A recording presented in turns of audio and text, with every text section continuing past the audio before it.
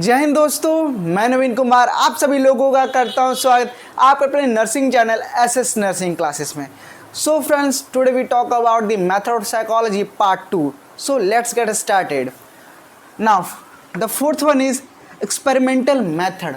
What? Experimental method which is derived from Latin word means to try. What? To try. Experiment का मतलब क्या होता है? Try करना, प्रयास करना, किसी चीज़ों को लेकर किसी मटेरियलिस्टिक चीज़ को ला के इंड्यूस्ड करा के, ठीक है, उससे क्या फ़र्क पड़ रहा है उस चीज़ को ट्राई करना, that is called what? Experimental method. Now see, it is used to study the cause and effect relationship. What? Cause and effect relationship, कि cause का और effect का क्या relationship, what is the relationship between the cause and effect, उसी को हम लोग क्या करते हैं? experimental. About the nature of behavior, nature of human behavior means to say कि it is जो cause and effect relationship find out करने के लिए हम लोग क्या करते हैं? एक्सपेरिमेंटल मेथड का इस्तेमाल करते हैं। यहाँ पे हम लोग किसकी बात करेंगे? साइकोलॉजी। हम लोग किसकी बात हमेशा करते हैं? ह्यूमन बिहेवियर की। किसकी हम लोग बात करते हैं? ह्यूमन बिहेवियर की। तो जो भी एक्सपेरिमेंट होगा जो कि cause and effect find out करे किसके रिगार्डिंग? ह्यूमन बिहेवियर के रिगार्डिंग, इसके नेचर के रिगार्डिंग, वो क्या होगा? किस में आएगा? एक्सपेरिमेंटल मेथड के अंदर आएगा। So there are some essential feature of experimental method. क्या क्या है? तो first one is require 2 person. कभी भी हम कोई भी एक्सपेरिमेंट करेंगे तो we need 2 persons. What? We need 2 person. First one is subject and second one is experimenter. Means to say the person who applied the experiment. It's called what? Experimenter. जो person experiment कर रहा है उसको experimenter कहेंगे। And the experiment held on the person is called what? Subject. जो experiment जिस person पे हो रहा है उसको हम लोग क्या कहेंगे? सब्जेक्ट कहेंगे। Now it should be done on the living organism. ठीक है, अगर हम लोग ह्यूमन बिहेवियर की बात करें इट मीन्स व्हाट? ये क्या है कि लिविंग ऑर्गेनिज्म ही है। ठीक, उसका all experiments are conduct under the control condition. इसको याद रखिएगा, अंडर द कंट्रोल कंडीशन। आप कुछ भी कर रहे हो, किसी भी तरह का एक्सपेरिमेंट कंडक्ट कर रहे हो तो experiment should be in your control. ठीक है, जो भी कंडीशन आप अप्लाई कर रहे हो it should be controlled condition. ऐसा नहीं है कि आपने किसी का बिहेवियर चेक करने के लिए आग लगाई कि हाँ वो आग में कैसा रिएक्शन शो करता है, चाहे उसकी मेंटलिटी क्या है किसी चीज़ को आग को लेकर, और ऐसा ना हो बिल्डिंग में आग फैल जाए, बंदा भी जल जाए और भी लोग जल जाए, ठीक है, पर्सन डाई कर जाए। तो ऐसे एक्सपेरिमेंट नहीं करने हैं जो कि आपके कंट्रोल में ही ना हो। It should be in control condition. अब जो भी एक्सपेरिमेंट करें वो क्या हो? कंट्रोल कंडीशन में होने चाहिए। ठीक, ऐसे मटेरियलिस्टिक चीज़ें लाइए जो कि आप जिसको आप क्या कर सको? कंट्रोल कर सको और फिर उसको वापस आप हटा सको। ठीक है, इंड्यूस्ड भी कर सको और उसको डिफ्यूज, इट मीन्स टू से उसको हटा भी सको कि पर्सन अपना नेचुरल स्टेट में आ जाए। मीन्स टू अगर पर्सन किसी चीज़ को देख के गुस्से में आ रहा है तो आपने उस चीज़ को उसके सामने रखा, पर्सन उसको देख के गुस्सा हुआ, ठीक है, बट उस चीज़ को आपने उस हटा दिया तो पर्सन नॉर्मल स्टेट में आ गया। तो आप चीज़ों को कंट्रोल कर सको, ऐसे कंडीशंस अप्लाई करो। नाउ अब हम लोग बात करेंगे स्टेप्स के, स्टेप्स ऑफ एक्सपेरिमेंट्स। ठीक है, एक्सपेरिमेंट्स के कितने स्टेप्स होते हैं? तो stating the problem. First of all आपका सबसे पहला काम क्या होगा? प्रॉब्लम फाइंड आउट करना। एक्सपेरिमेंटल मेथड जब भी हम पढ़ेंगे तो first and foremost step is to find out the statement. ठीक है, प्रॉब्लम, कि प्रॉब्लम क्या है, मेन प्रॉब्लम, और वो क्या होना चाहिए? एक्सपेरिमेंटल वर्दी भी होना चाहिए। ऐसा नहीं कि आप मुंह उठाए किसी भी चीज़ पे आपने एक्सपेरिमेंट शुरू कर दिया, नहीं, इट शुड बी एक्सपेरिमेंटल वर्दी। आप रिसर्च कर रहे हो, आप एक्सपेरिमेंट कर रहे हो तो इट शुड बी उसके लायक तो होना चाहिए ना। इट शुड बी ट्रस्ट वर्दी, sorry it should B research वर्दी, एक्सपेरिमेंटल वर्दी। कि क्या कोई भी टॉपिक उठा के आपने रिसर्च करना शुरू कर दिया, तो ऐसा नहीं होता। तो पहला स्टेप क्या है? Stating the problem. For example हम लोग यहाँ बात करेंगे to study the effect of smoking on the physical and mental health of students. दूसरा स्टेप का हम लोग बात करेंगे formulation of hypothesis. Hypothesis form करना, ठीक है, हमने जो टॉपिक लिया कि हम लोग क्या करें, इफेक्ट फाइंड आउट कर रहे हैं फिजिकल एंड मेंटल हेल्थ पे, जो कि एक स्टूडेंट अगर स्मोकिंग कर रहा है तो क्या होगा। ठीक है, तो हम अपनी तरफ से हाइपोथेसिस देते हैं कि कहीं ना कहीं उसका मेंटल और फिजिकल हेल्थ क्या होगा, डाउन होगा, पुअर होगा, अच्छा नहीं होगा। ऑब्वियस सी बात है, अगर कोई चीज़ हार्मफुल चीज़ अगर आप अपने बॉडी में ले रहे हो, ठीक है, तो वो क्या होगा, कहीं ना कहीं बुरा रिजल्ट करेगा, है ना। Now next, identify the subject. अब आपको क्या करना है कि सब्जेक्ट को आइडेंटिफाई करना है। ठीक है, आपको कुछ स्टूडेंट्स को क्या करना है, सब्जेक्ट को सेलेक्ट करना है, ठीक है, जिस पर आप एक्सपेरिमेंट करोगे। तो फिर आप जब सेलेक्ट करोगे तो उनको क्या करोगे, 2 पार्ट में डिवाइड करोगे। कितने पार्टों में, 2 पार्ट में, ग्रुप 1 एंड ग्रुप 2। तो एक तरफ होंगे क्या, नॉन स्मोकर, दूसरी तरफ क्या होंगे, स्मोकर। ठीक है, एक तरफ हमने लिया नॉन स्मोकर को, एक तरफ हमने लिया स्मोकर को। ठीक है, तो स्मोकर ग्रुप को हमने किस में डाला, ट्रीटमेंट ग्रुप में, यहाँ पे ट्रीटमेंट प्रोवाइड हो रहा है। और नॉन स्मोकर ग्रुप को हमने किस में डाला, कंट्रोल ग्रुप में। ठीक है, जहाँ पे उनके बिहेव को हम लोग क्या करेंगे, कंट्रोल करने की कोशिश करेंगे। ठीक है, कि और उसके बाद से हम लोग देखें फिर नेक्स्ट क्या है, मेजर द डिपेंडेंट वेरिएबल। यहाँ डिपेंडेंट वेरिएबल एक वर्ड आया, तो आपको कभी भी आप अगर ग्रुप डिवाइड कर रहे हो, ठीक है, तो आपको वेरिएबल और इंडिपेंडेंट वेरिएबल पे ध्यान देना पड़ेगा। ठीक है, अब बात है वेरिएबल क्या होता है, इंडिपेंडेंट वेरिएबल क्या होता है, डिपेंडेंट वेरिएबल क्या होता है ना।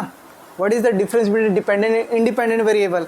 तो आप लोग देखोगे जो स्मोकिंग कर रहे हैं बच्चे, ठीक है, स्मोकिंग कर रहे हैं, तो स्मोकिंग क्या है, इंडिपेंडेंट वेरिएबल है। ठीक है, और जो फिजिकल एंड मेंटल हेल्थ है, ठीक, हमने क्या टॉपिक लिया था, a study on effect of smoking on mental health and physical health of student. ठीक है, कि एक मेंटल फिजिकल हेल्थ पे क्या इफेक्ट पड़ता है स्मोकिंग का। तो यहाँ पे जो स्मोकिंग हुआ, ठीक है, वो क्या हुआ, इंडिपेंडेंट वेरिएबल। और मेंटल हेल्थ जिस पे इफेक्ट पड़ रहा है, मेंटल हेल्थ और फिजिकल हेल्थ पे इफेक्ट पड़ रहा है, ठीक है, तो डिपेंडेंट वेरिएबल है, क्योंकि ये दोनों अच्छे हो जाएंगे अगर स्मोकिंग हट जाएगी। अगर स्मोकिंग करना छोड़ दे तो फिजिकल और मेंटल हेल्थ क्या होंगे, अच्छे हो जाएंगे। तो ये क्या डिपेंडेंट वेरिएबल हुआ ना, किस पे, स्मोकिंग पे। स्मोकिंग अगर हट गई तो क्या होगा, मेंटल फिजिकल हेल्थ अच्छा हो गया, तो ये डिपेंडेंट वेरिएबल हुआ। और स्मोकिंग क्या, इंडिपेंडेंट, क्योंकि इसको किसी से कोई इफेक्ट इस पर नहीं पड़ रहा है। अगर ये है तो हो रहा है, नहीं है तो नहीं होगा कुछ भी, इट शुड बी गुड अगर स्मोकिंग हट जाए तो that's why smoking is independent variable. तो हम लोग क्या करेंगे, मेजर द डिपेंडेंट वेरिएबल। ठीक है, अब इधर हमने ग्रुप में डिवाइड किया, नॉन स्मोकिंग ग्रुप को और स्मोकर्स को। ठीक है, और इनके फिर मेजर करेंगे कि इनका मेंटल हेल्थ और फिजिकल हेल्थ कैसा है। तो ये क्या हुआ, डिपेंडेंट वेरिएबल हुआ। ठीक है, मेंटल हेल्थ फिजिकल हेल्थ क्या हुआ, डिपेंडेंट वेरिएबल। तो हम लोग डिपेंडेंट वेरिएबल को क्या करेंगे, मेजर करेंगे।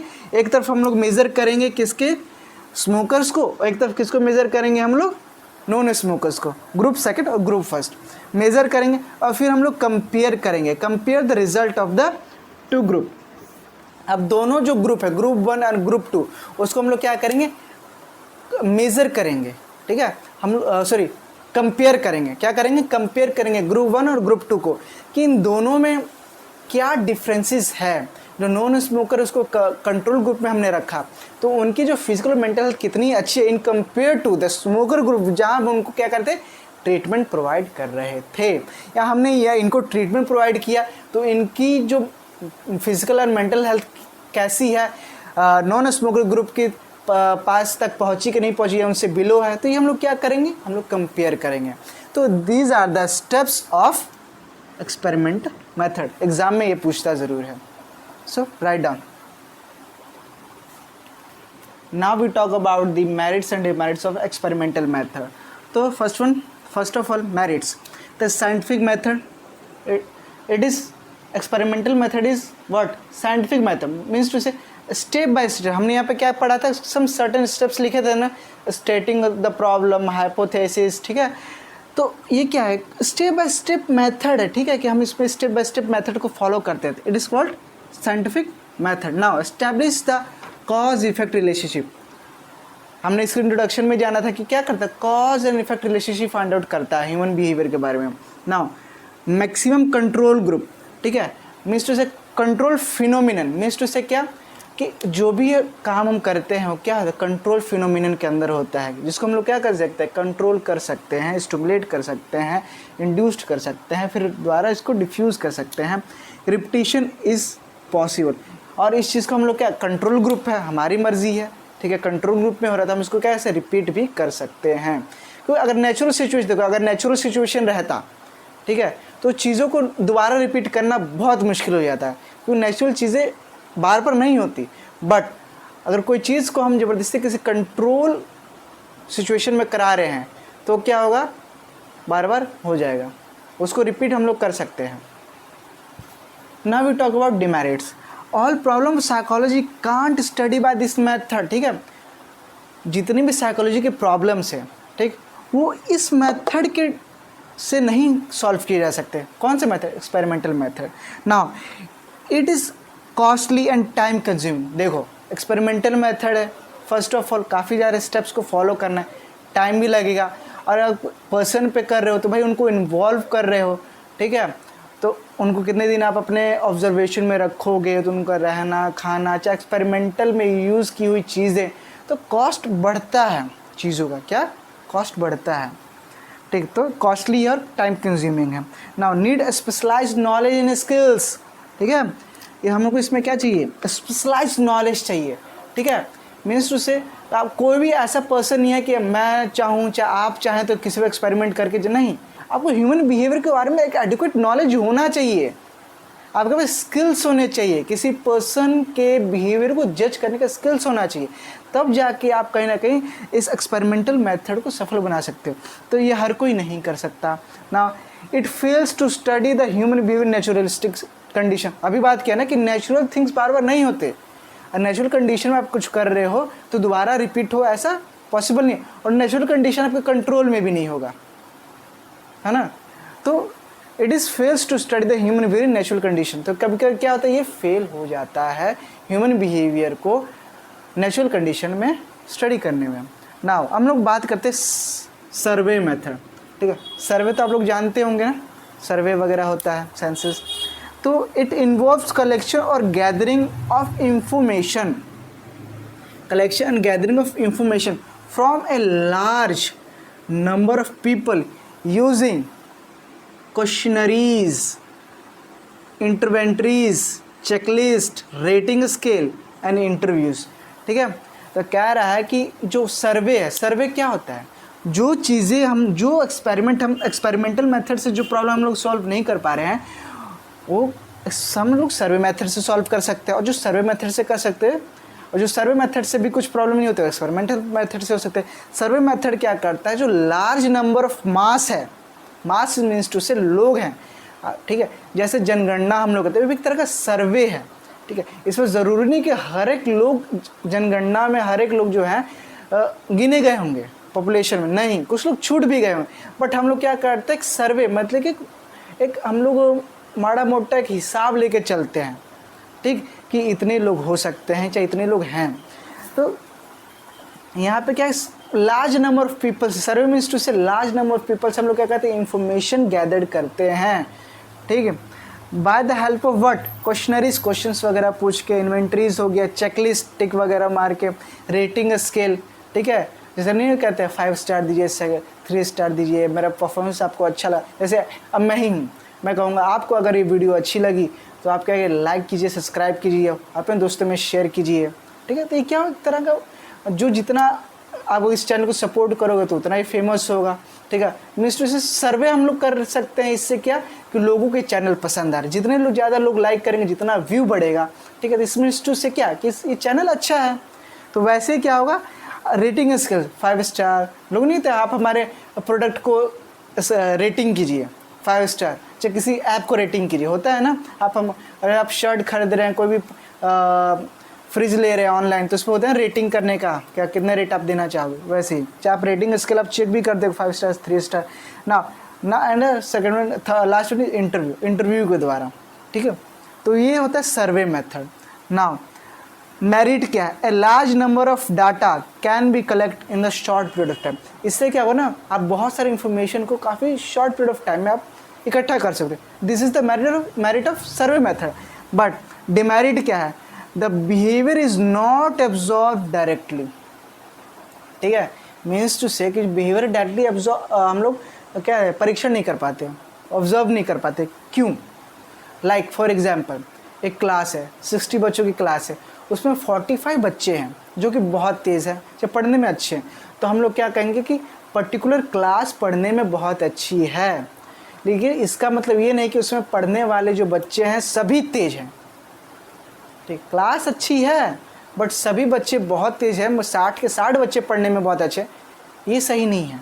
क्योंकि हम लोग डायरेक्टली एक एक बच्चे को हमने असेस नहीं किया, हमने कुछ बच्चों को देखा बहुत अच्छे हैं पढ़ने में, हमने क्या कहा कि ये क्लास बहुत अच्छी है पढ़ने में, ठीक है, तो ये हो गया। तो हम डायरेक्टली किसी बच्चे को डायरेक्टली हम किसी को ऑब्जर्व नहीं कर पा रहे, तो हम कैसे उसकी प्रॉब्लम को सॉल्व कर पाएंगे। तो ये हो गया demerit of this survey method. Now we talk about the sixth and last method of psychology, genetic or developmental method. Means it study development from birth to death. ठीक है, मैं कि ये क्या किस चीज़ की स्टडी करता है? डेवलपमेंटल स्टेज की स्टडी करता है कि बर्थ से लेकर उसकी डेथ तक जो डेवलपमेंट हुआ उसके बारे में स्टडी करना, वो किस में आता है? जेनेटिक और डेवलपमेंटल मेथड में आता है।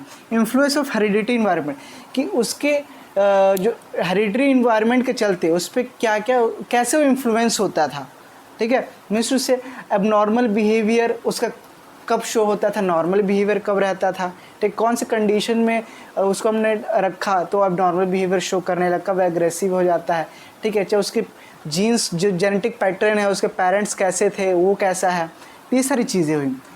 Influence of hereditary environment.